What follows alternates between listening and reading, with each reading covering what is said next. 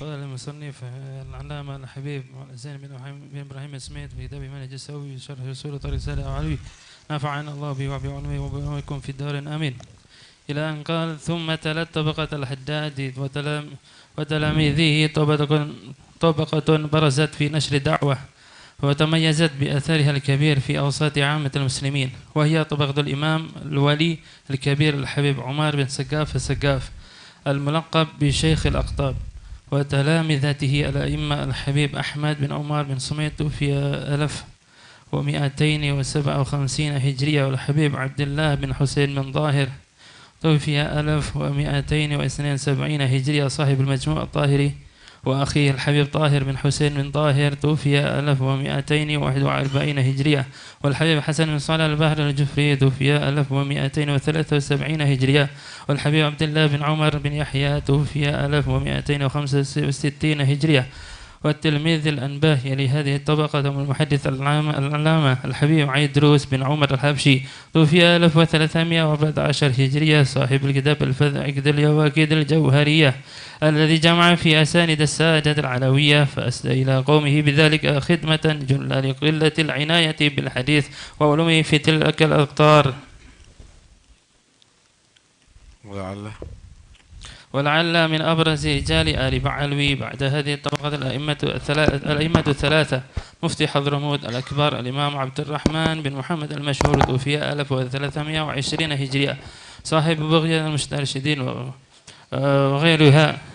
ونادرة المتأخرين العلامة المتفنن الحبيب أحمد بن حسن العطاس توفي 1334 هجرية الذي كانت له سمعة رفيعة في الأوساط العلمية خارج حضرموت كمصر والشام والحجاز وبياكة السلاف، رافع لواء المحبة المحمدية. والحبيب علي بن محمد الحبشي توفي 1333 هجرية، وما تركه من تراث أدبي وصوفي كبير رضي الله عنهم جميعا. Bismillahirrahmanirrahim. Setelah generasi Imam Haddad dan murid beliau, muncul generasi yang tampil cemerlang menyebarkan dakwah. Generasi ini menjadi istimewa karena pengaruh besarnya di tengah umat Islam. Ini adalah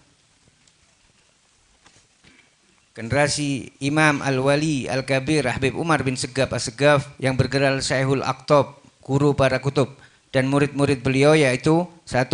Al-Imam Al-Habib Ahmad bin Umar bin Smith, wafat 1257 Hijriah.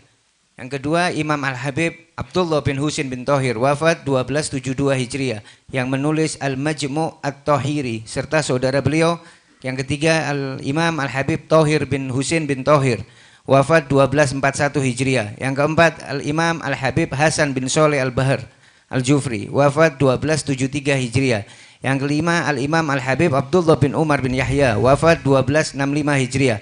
Serta murid yang paling cemerlang dari generasi ini yaitu Al-Muhaddis Al-Alama Al-Habib Idrus bin Umar Al-Habsyi, wafat 1314 Hijriah, yang menyusun kitab istimewa Iqdul Yawaqid Al-Jauhariyah, kitab yang mengumpulkan sanad-sanad para sada Alawiyah. Dengan kitab ini beliau memberikan khidmat yang agung bagi kaum Alawiyin, sebab sedikitnya perhatian terhadap hadis dan ilmu-ilmunya di wilayah itu. Setelah generasi ini, Bismillah, alhamdulillah, wassalatu wassalamu ala rasulillah Sayyidina Muhammad bin Abdullah wa ala alihi wa sahbihi wa man walah. Kemarin diterangkan bahwa Al-Habib Abdullah Al-Haddad itu mujaddid Thariqah Alawiyah, yang asalnya Thariqah Alawiyah itu Thariqah untuk tahqiqil haqiqah, maka dirubah untuk orang awam bisa masuk dalam thariqah tadi itu, mempersiapkan mereka untuk menjadi orang yang bisa sampai kepada haqiqah. Baru setelah itu tahqiqul haqiqah yang disebut thariqah ahlil yamin. Thariqah ahlil yamin. Kemudian dari Al-Habib Haddad diteruskan generasi setelah beliau, murid-murid beliau, putra-putra beliau yang luar biasa yang mengawal thariqah ini. Kemudian setelah itu, setelah generasi Imam Haddad dan murid beliau, muncul generasi yang tampil cemerlang menyebarkan dakwah. Mereka adalah generasi yang menjadi istimewa karena pengaruh besarnya di umat Islam. Jadi semakin berkembang, semakin orang itu tertarik dengan thariqah alawiyah. Ya? Generasi ini adalah generasi Al-Habib Umar bin Segaf As-Segaf. Beliau disebut Syekhul Aqtab karena muridnya semuanya jadi gutub. Karena disebut Syekhul Aqtab. Bukan hanya jadi wali, tapi jadi gutub. Murid-muridnya semuanya. Siapa di antaranya contoh murid-murid beliau? Di antaranya itu Habib Ahmad bin Umar bin Sumait yang ada di Shibam. Wafat tahun 1257 Hijriah. Seorang imam besar, kalamnya juga luar biasa. Beliau termasuk orang-orang pilihan Allah karena dakwahnya yang luar biasa, menyebar kemana-mana, kehidupannya semuanya untuk dakwah ilallah. Persis juga seperti datuk beliau Habib Ahmad bin Zain dan Muhammad bin Zain bin Sumait. Kemudian juga diantaranya Habib Abdullah bin Husain bin Tahir, wafat tahun 1272 Hijriah. Beliau banyak karangannya yang dikumpulkan di Majmu' At-Tahiri. Ya, ada karangan beliau berupa nasihat-nasihat, ada berupa fikih, ada banyak sekali. Beliau termasuk guru daripada datuknya Habib Al-Habsyi, Ali bin Muhammad bin Husain. Ya, guru abahnya Habib Ali bin Muhammad bin Husain Al-Habsyi, Habib Abdullah bin Husain bin Tahir. Beliau seluruh waktunya tidak ada yang sia-sia. Tidak ada yang sia-sia. Sampai diceritakan Habib Abdullah bin Husain bin Tahir ini kalau makan tidak mau seperti kita. Macam-macam kuah, kemudian makan nasi, kemudian disuap disuap setiap makan itu ada suapan-suapan, mungkin satu piring bisa 15 suapan, 10 suapan. Kalau Habib Abdullah Tahir enggak begitu, enggak punya waktu tadi. Dijadikan satu makanannya, diminum. Tanya kenapa enggak seperti yang lainnya? Enggak ada waktu, sayang waktunya. Untuk zikir, ini makan aja untuk 1/4 jam sayang waktunya, apalagi tambah rokok sama orang lawang. Masya Allah. Habib Abdullah bin Husain Tahir luar biasa. Wiridnya selain Quran, selain sholat sunnahnya, qiyamul lailnya, itu bersolawat 25.000 kali. Beristighfar 25 kali, bertasbih 25.000 kali. Tidak pernah dikit, minimal 25.000 kali. Nah kalau kita 25 kali belum istiqomah masih. Masya Allah. Kemudian diantaranya juga saudara Habib Abdullah bin Husain Tahir, yaitu Habib Tahir bin Husain bin Tahir, wafat tahun 1241 Hijriyah. Seorang da'i ilallah yang tidak pernah takut kepada siapapun, mengatakan yang hak sekalipun dalam segala risiko. Kemudian Habib Hasan bin Shalih Al-Bahr Al-Jufri, wafat tahun 1273 Hijriyah, yang luar biasa beliau. Tafsirnya, pemahamannya sangat tinggi dan terkumpulkan itu kalam beliau. Yang udah teruji keilmuannya, bahkan karomahnya, tapi beliau tidak mau tampil dalam bentuk yang membuat orang itu terperangah begitu ya. Kalau kita kan kadang-kadang waduh, dibuat jubahnya biru, kalau perlu oranye, ya. lalu pelangi. Kenapa? Supaya tampilnya wah berbeda. Tapi beliau tidak. Kadang-kadang sering orang tidak mengenal siapa beliau. Padahal beliau adalah seorang wali besar, allamah, dan terkumpul pada beliau sifat-sifat yang sangat mulia. Habib Abdullah, kemudian Habib Abdullah bin Umar bin Yahya, wafat tahun 1265 Hijriah. Habib Abdullah bin Umar bin Yahya ini keponakannya Habib Abdullah bin Muslim Tahir. Keponakannya Habib Tahir, jadi paman, saudara ibunya bin Tahir, dua-duanya ini. Ya. Ini luar biasa Habib Abdullah bin Umar bin Yahya ini. Paling senang baca. Satu saat pas beliau tadi itu kawin, udah dinikahkan, paman beliau ini dua-duanya ini mau goda Habib Abdullah bin Muslim Tahir sama Habib Tahir.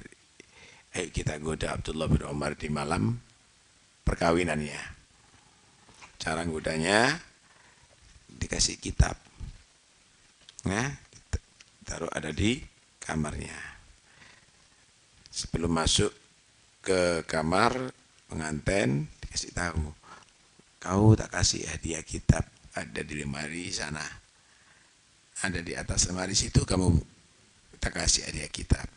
Udah tinggal istri cantik udah siap ada di kamar tadi itu. Setelah ada masuk kamar dilihat, waduh ada kitab ini, apa sih, penasaran kitab apa, diambil, dibaca mukadimahnya, terus tidak berhenti. Ini istrinya sudah pahes nih, sampai ketiduran, sampai subuh, sudah nggak ditoleh ini istrinya, senang dengan baca ini tadi. Akhirnya setelah sholat subuh datangi pamannya, paman jangan goda model begini kata dia. Akhirnya kita nggak bisa kawin ini kalau model ini, enggak. Lebih tertarik, lebih menikmati ilmu hatta sama perempuan. Siapa tahu perempuan kita ini loh, bukan sama pengantin ini, sama film aja lah, ditutup kitabnya dulu film.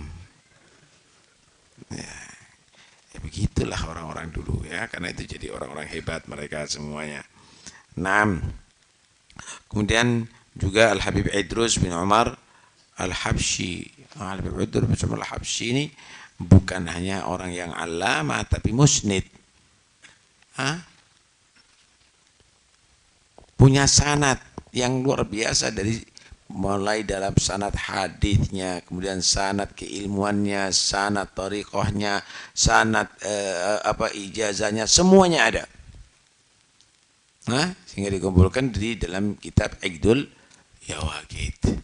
Sanad itu adalah merupakan bukti yang sangat kuat untuk kebenaran daripada periwayatan beliau.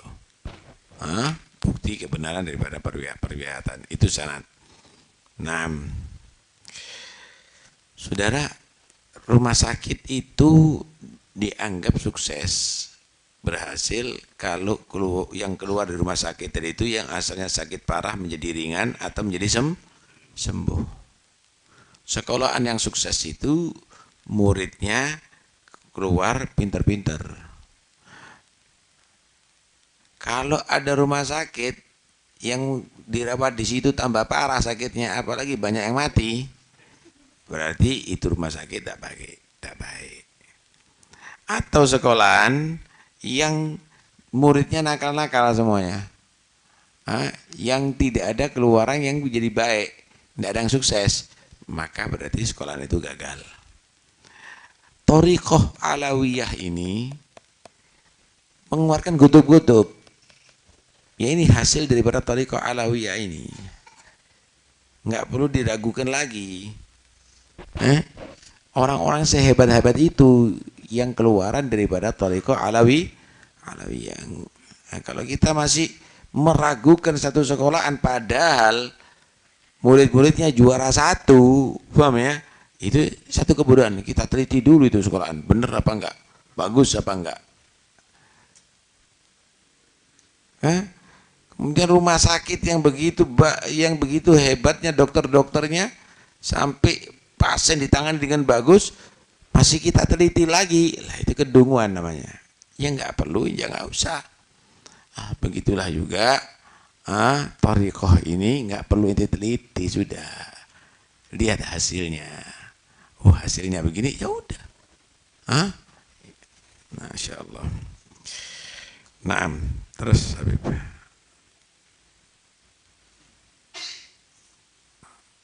Setelah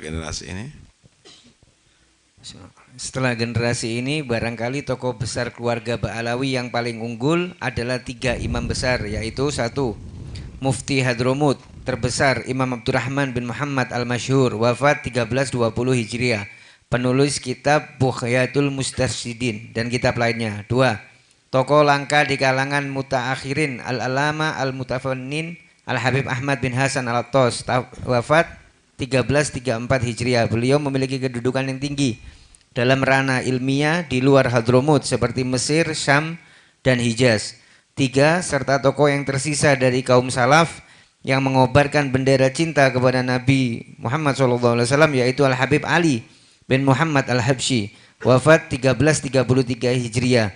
Peninggalan beliau berupa warisan sastra dan sufi yang besar. Semoga Allah meridhoi mereka semua. Kemudian datang generasi setelah itu. Di antaranya Al-Habib Abdurrahman bin Muhammad Al-Masyhur. Beliau yang pengarang kitab Bughyatul Mustarsyidin yang sudah dikenal dalam ilmu fikih dan banyak sekali karangannya. Beliau Habib Abdurrahman ini mencetak banyak ulama besar. Banyak ulama besar. Kemantapan ilmunya nggak perlu dilakukan lagi. Kesolehannya nggak perlu dilakukan lagi. Beliau termasuk amalnya adalah orang yang memandikan jenazah. Jangan diremehkan orang memandikan jenazah itu. Memang fardu kifayah. Tetapi yang lebih penting daripada itu adalah isgatul haraj anil muslimin. Menyelamatkan kaum muslimin daripada dosa umum. Kenapa? Kalau enggak ada yang melaksanakan fardu kifayah, berarti satu daerah tadi itu semuanya dosa. Beliau penyelamat. Dan luar biasa. Karya-karya beliau nampak sekali. Ya. Kemudian Habib Ahmad bin Hasan Al-Attas.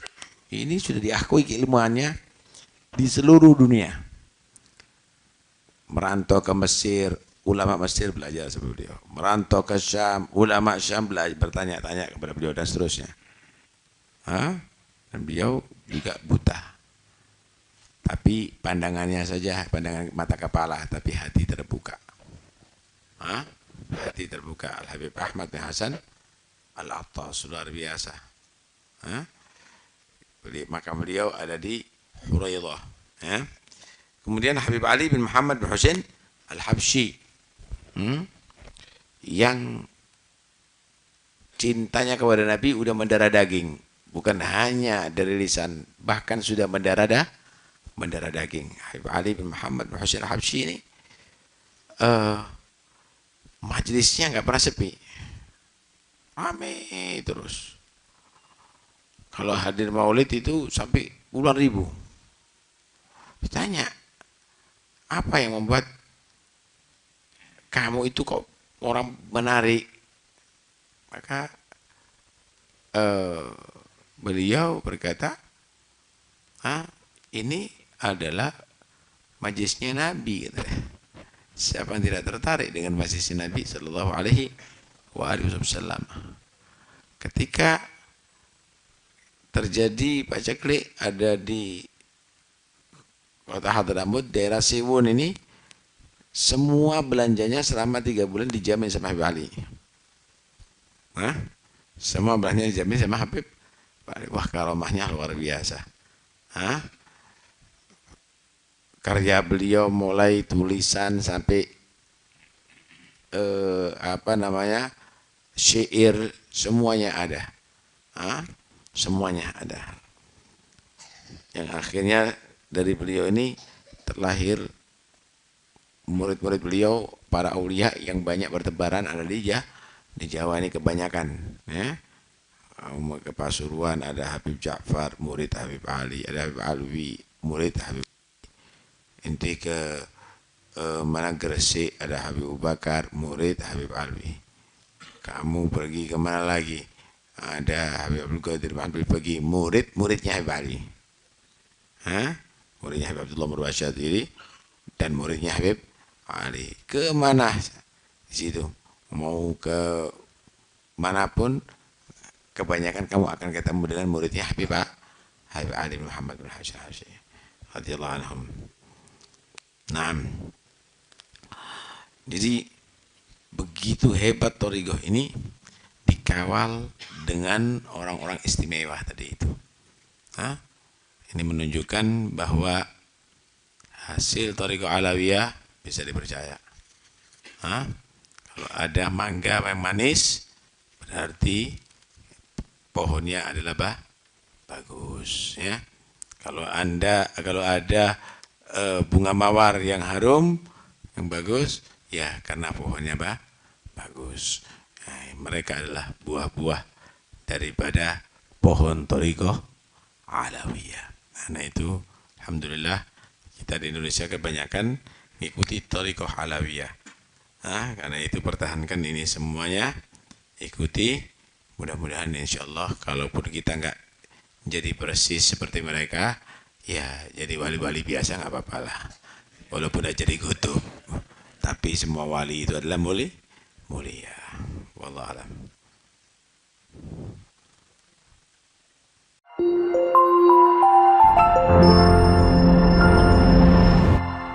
Damaikan hati, sejukkan jiwa. 107,7 FM Radio Suara Nabawi Pasuruan.